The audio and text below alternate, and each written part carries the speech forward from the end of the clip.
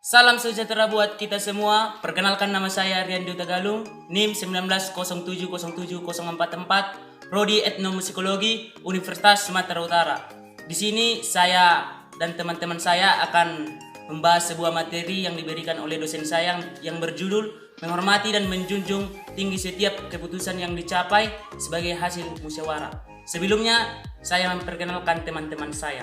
Nama saya Arthur Yosep Meglenhart Manulang, NIM 1907070031. Nama saya Maldonado Syaloho, NIM 1907070039. Nama saya Febrianta Senturi, NIM 1907070050. Saya Michael Remember Paung, NIM 1907070040. Demikian dari perkenalan kami, kita akan melanjut membahas materi tentang menghormati dan menjunjung tinggi setiap keputusan yang dicapai sebagai hasil musyawarah. Menghormati dan menjunjung tinggi setiap hasil keputusan yang dicapai sebagai hasil musyawarah. Pancasila lahir pada tanggal 1 Juni 1945 dari hasil perumusan yang dilakukan oleh tokoh perumusan Pancasila. Pancasila hadir di tengah kita semua sebagai pemersatu pandangan hidup masyarakat Indonesia yang bertujuan untuk menjaga dinamika di dalam masyarakat. Kita bisa mengenal pandangan hidup sebagai ideologi. Kamus Besar Bahasa Indonesia memberikan definisi ideologi sebagai suatu kumpulan dari konsep bersistem yang dijadikan asas atau dasar pendapat atau kejadian yang memberikan arah dan tujuan untuk kelangsungan hidup manusia.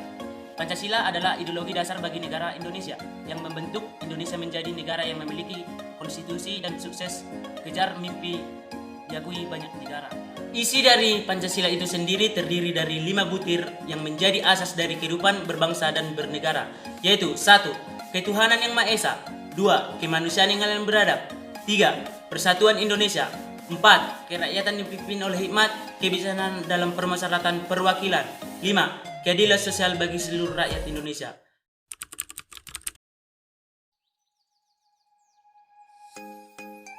Menerima dengan lapang dada apapun keputusan akhir pada musyawarah, tetap membiarkan orang lain untuk berpendapat tanpa menghalanginya untuk berpendapat, tidak memotong pembicaraan sang pembaca. Keputusan adalah segala keputusan yang telah ditetapkan atau disetujui. Keputusan juga berarti kesimpulan akhir. Jadi, keputusan bersama adalah segala sesuatu yang telah disepakati bersama untuk dijalankan bersama. Hasil keputusan bersama menjadi tanggung jawab bersama juga. Oleh karena itu, siapapun yang terkait dan terikat dengan hasil keputusan harus menaatinya. Jika tidak ditaati, akan mendapatkan sanksi yang sudah disahkan. Sesuatu keputusan bersama dapat dihasilkan jika dilaksanakan dalam musyawarah yang sungguh-sungguh. Keputusan musyawarah yang sungguh-sungguh bersama juga diterima dengan sikap terbuka dan ditaati. Keputusan bersama yang diambil harus ditaati dan dilaksanakan walaupun keputusan itu mengandung kekurangan. Keputusan bersama haruslah diterima dan dilaksanakan dengan kesungguhan hati, keikhlasan, dan kejujuran. Lingkungan keluarga.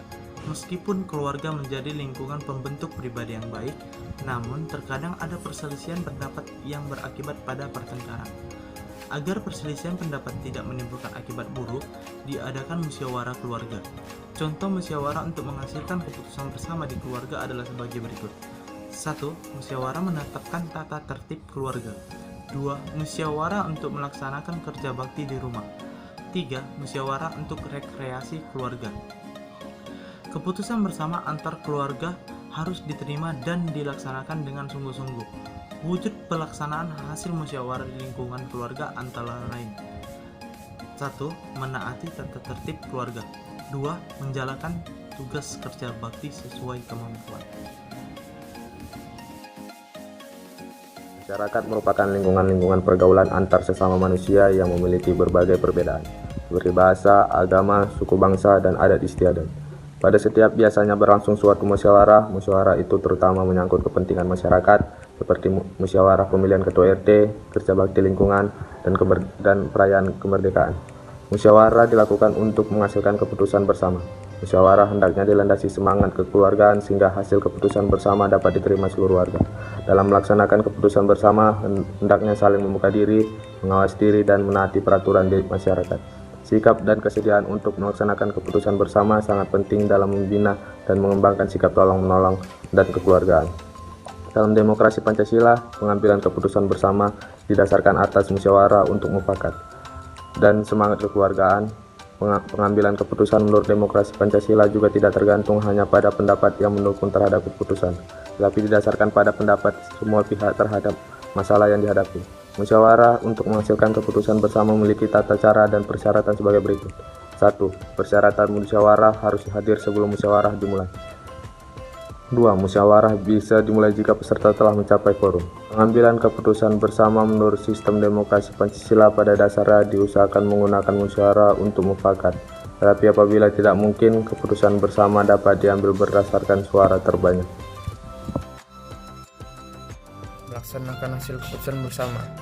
Melaksanakan hasil keputusan bersama juga harus tetap berlandaskan pada asas keluarga.